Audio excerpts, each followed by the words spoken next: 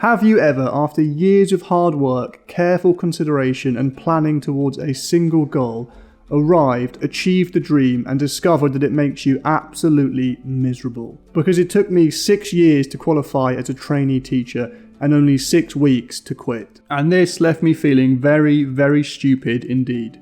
But 12 months on, things are starting to come together. So I made this video for anyone who may be feeling stuck or unfulfilled in their career, to tell the story of why I quit teaching to start a business, how it's going, and to remind people that there is always light at the end of the tunnel if you are experiencing something similar. If you want the longest story of why I quit, I made a full video of it that I'll link somewhere here or here. But essentially I quit teaching because of 3 character traits that are fairly disastrous when placed in a classroom setting.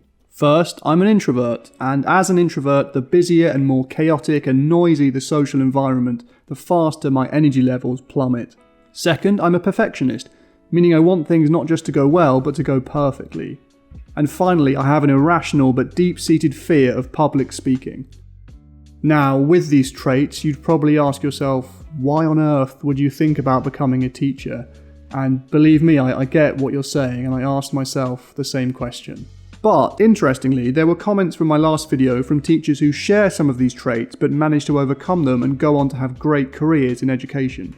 So I'd love to hear in the comments if someone has overcome these shortcomings despite being a introverted, perfectionistic glossophobe, if that's a word. Anyway, for me it just meant that I stopped sleeping and felt horribly stressed and anxious the whole time, and it wasn't good. Now, when I left teaching, I was really confused at what I should do next. I hate quitting things, and in a weird way, looking back, I think quitting required a lot of courage.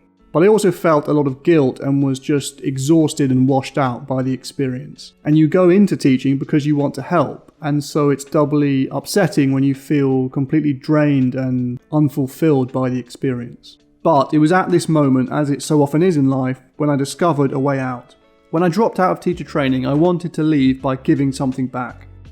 So I started making videos on the topics that I had been teaching about in school on the Scottish history curriculum. Now, there were a few important discoveries here.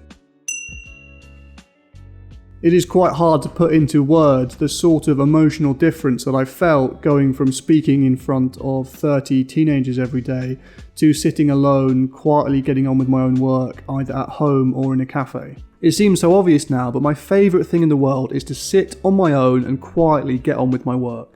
And even when I think back to what I loved about my history degree, I have to admit a large part of it was the task and activity it allowed me to do, which was sitting quietly alone in a library, writing and researching all day.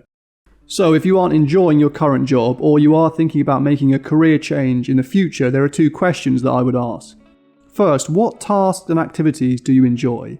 And second, what jobs match your temperament? So rather than focusing on the job title or the prestige of the position, or whether you even think you're qualified for the job itself, really just focus on the tasks and activities that you enjoy and whether that job allows you to do that. Do you enjoy being the life and soul of the party, talking to people non-stop with a loud, booming authority, or are you the quiet one in the corner having a hushed conversation with someone you know well? Or maybe you decided to not go to the party in the first place. Depending on your answer, the type of job suitable for you will change dramatically. Anyway, the point is, the moment I started creating these videos, I reconnected with the type of tasks and activities that I fundamentally enjoyed doing. Namely, writing, creating, and editing. And as an introverted perfectionist who was afraid of public speaking, I went into a job that set me up to fail because the tasks I was being asked to do went against my natural character traits. And when you put yourself in such a position, you are left feeling like a complete failure. The reality was that I'd simply put myself in a position where my natural traits were actively sabotaging my ability to do the job in the first place. Take these same traits, introversion and perfectionism, and apply them to the job of video editing, for example, and they're not just useful, but actually essential. When making a video, it actually helps to be a perfectionist, because you get to spend 30 minutes making the smallest adjustment to a piece of audio, or color grading your footage so it goes from looking like this to this. It is possible to find work that fits your skill set. But there was a problem. Making strange little YouTube videos on the Scottish history curriculum didn't, to my shock, instantly propel me to fame and fortune. I needed to find a way to take these foundational skills and combine them in a way that actually ended up making some money. Now, there were several failed attempts. I created an educational history course on the topic of the First World War. I then considered selling educational materials to schools, but it was clear that although the product I had created was quite good, no one could afford to pay for it, so it wasn't really sustainable.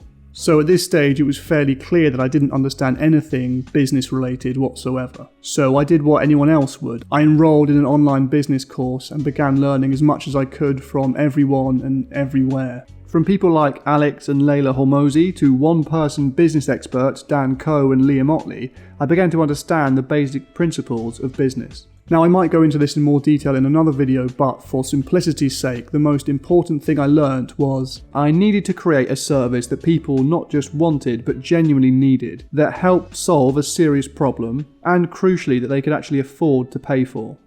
And this probably doesn't sound like rocket science, but it's amazing how many people actually miss this essential step. It was this basic framework that helped me pivot from a hopelessly unprofitable niche, educational videos, into a niche that actually worked. I knew I wanted to run a business in which I got to do my favourite tasks and activities, so writing, creating and editing. And this led me to video. But I needed to create a video that was genuinely valuable to somebody else. So I began to research what type of video would be of greatest value to somebody else. And to cut a long story short, the answer I came across was an animated explainer video. So why is an animated explainer video actually valuable? Two basic reasons. Companies spend a lot of money creating websites, and some companies then spend very large sums of money on advertising to bring people to their website.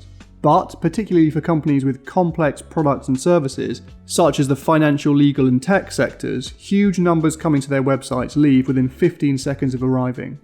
And crucially, the reason that many of them leave isn't because they don't need the product or service, but because they don't understand it. Which explains why something as simple as adding an engaging animated explainer video to a business's landing page can increase conversion rates on their site by up to 86%. And with attention rates plummeting and more consumers wanting information to be delivered through video rather than text, I saw an opportunity. If I could create a short, engaging animated video that articulated what a company has to offer in 60 to 90 seconds, I could create a product, a video that would be incredibly valuable to that business. And that, in a nutshell, is what led to whawkvideo.com.